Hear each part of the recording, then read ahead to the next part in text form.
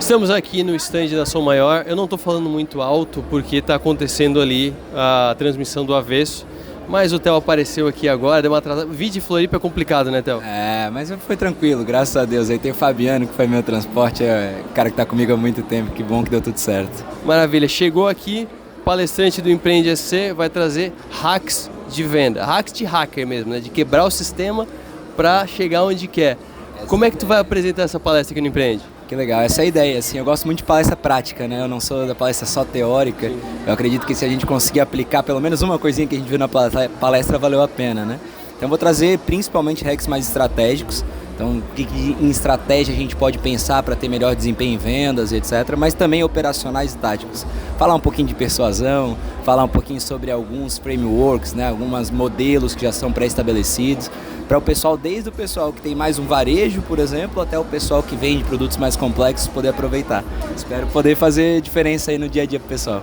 A gente já conversou, acho que faz uns 3 anos que a gente fez uma entrevista, e aí a gente falou do teu livro, que aí tu falou da escala gigante que tu conseguiu na empresa. Tu contou aquela história do gorila que de vez em quando eu puxo, que eu acho uma baita história. E o que me marcou muito é que tu deixou claro nessa história que mesmo quem é pequeno pode chegar em clientes grandes, inclusive as dificuldades que tu tinha. Cliente grande, ele faz o que ele quer, o pequeno tem que se virar. Como é que tu vai levar isso para a audiência? Porque quem está aqui, tem pessoas de empresas gigantes, mas tem gente que está começando agora, tem gente que criou um perfilzinho para vender o seu produto. Como é que tu vai levar isso para todos os níveis? É legal que venda é uma ciência, né? E assim como toda ciência não tem certo ou errado, tem adequado. As pessoas buscam muito fórmula mágica, então assim, como eu chego naquele cara gigante? Depende muito do teu mercado, depende muito de uma série de fatores. A ideia de mostrar hacks é justamente mostrar eles e mostrar um pouquinho quando eles são aplicáveis. E aí para encher a toolbox, você gosta de falar, encher a tua caixa de ferramenta, de possibilidades. E aí dentro dessas possibilidades, saber quando é que você usa a chave de fenda, quando é que usa a chave Phillips e por aí vai. Então eu tenho 40 minutos, 45 minutos para dar um pouquinho de contexto de coisas que desde o cara pequeno possa usar no dia a dia em situações adequadas até o cara maior. Esse que é o grande objetivo, assim, claro que é um desafio com esse tempo, que é um tempo de palestra, fazer isso, mas que seja o início do relacionamento, né? Porque hoje a gente tem as mídias sociais para continuar o relacionamento, eu tenho a felicidade de estar lá pelo G4, representar a Exact, e a gente pode continuar todo esse relacionamento de aprendizado à medida que for interessante para as pessoas que verem. Mas aqui eu acho que eu vou tentar concentrar em coisas amplas e que você pode usar dependendo do momento da tua empresa, dependendo não só do porte, mas do momento, do tipo de negociação, do tipo de venda e por aí vai. Theo, algo que eu tenho visto muito é que vender um produto de outra pessoa, de uma outra empresa, é muito mais fácil do que tu se vender ou vender o teu produto, principalmente quando tu é produtor de conteúdo. A gente meio que tem vergonha de se vender. Tu vê isso também nas consultorias que tu faz? Eu acho que sim, tem quebrado muito. Na verdade, assim, esse mundo dos influencers, das pessoas de internet, por aí vai, esse mundo do pessoal que usa lançamento e coisas do tipo, ele no fim é se vender um pouco, isso tem quebrado um pouco. É uma cultura. Sim. Nos Estados Unidos você tem uma cultura diferente, nos Estados Unidos se valoriza muito as tuas conquistas. No Brasil, a pessoa que conquista, ela é vista como alguém, muitas vezes assim, o explorador, Isso tem quebrado ao longo do tempo. É legal eventos como esse, por exemplo, que a gente está aqui, onde o empreendedor é colocado muitas vezes no palco, muitas vezes em posição de destaque, para que as pessoas se espelhem nele. Então é legal que ele possa falar sobre as conquistas dele e eu acho que isso tem mudado.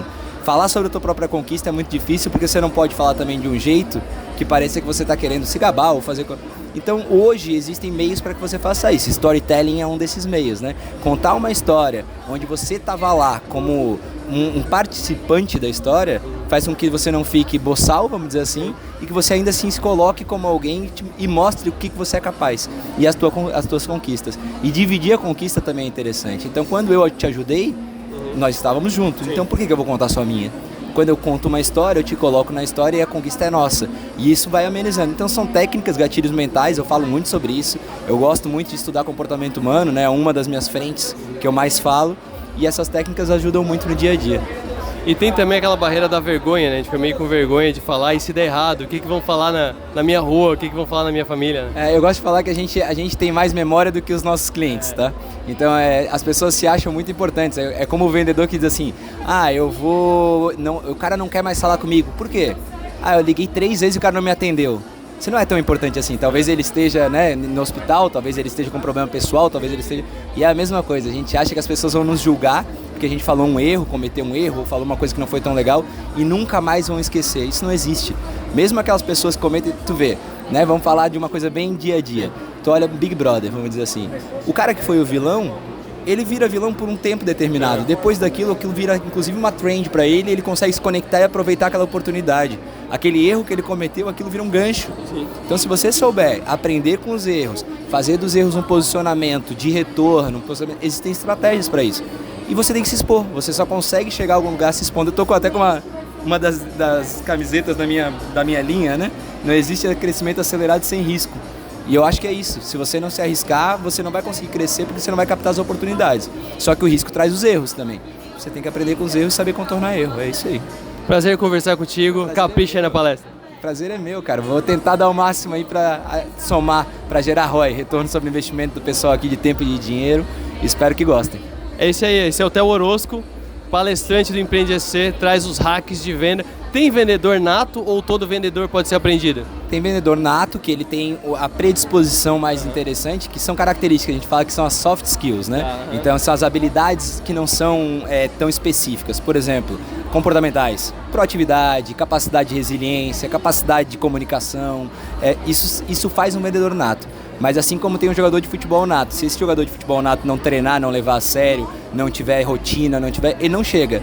Assim como um vendedor. E assim como tem o cara que é mais limitado, que quando ele treina e faz tudo, ele chega às vezes até mais longe de quem tem a capacidade nata, vamos dizer assim.